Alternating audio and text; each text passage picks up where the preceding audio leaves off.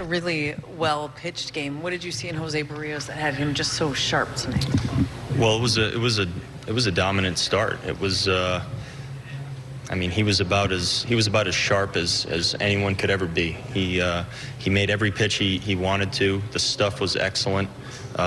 He just looked great from beginning to end. And you know, you could even make an argument he could have continued pitching out there the way he was going. It was a magnificent start. It really was. And you got a pretty magnificent at-bat from Mitch Garver. He just seems to thrive in these clutch situations. Yeah, the moments do not bother him at all. He just looks for a good pitch to hit, regardless of what's going on, and that's what he did. He found a good pitch, and he's been having really good at-bats. I mean, let's just call it what it is. I mean, he's been great for us, and he's come up big for us many times, and this is just another example of what he's been doing. He does thrive in those situations. Did Berrios make that argument to pitch to you?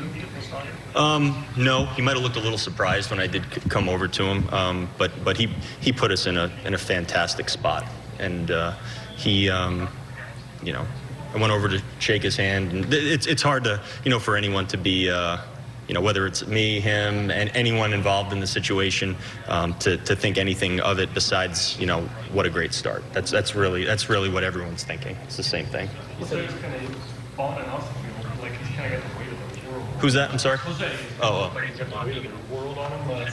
Past few starts, he's trying to get out of that. How big a relief is it to you as a manager that maybe this will turn him around? Well, I don't consider it a relief. I just consider it a fantastic start, and you know, we've seen several starts like this from him this year. It reminded me a lot of the opening day start that he had here, when he just threw the heck out of the ball and carried it late into the game, and in just a lot of ways that kind of, you know, brought me back to that point, and it's wonderful to see. You know, we're here in September right now, and it's great to see him doing that. And did you want to get him out at that point so we would have a good experience and leave the game on a high note?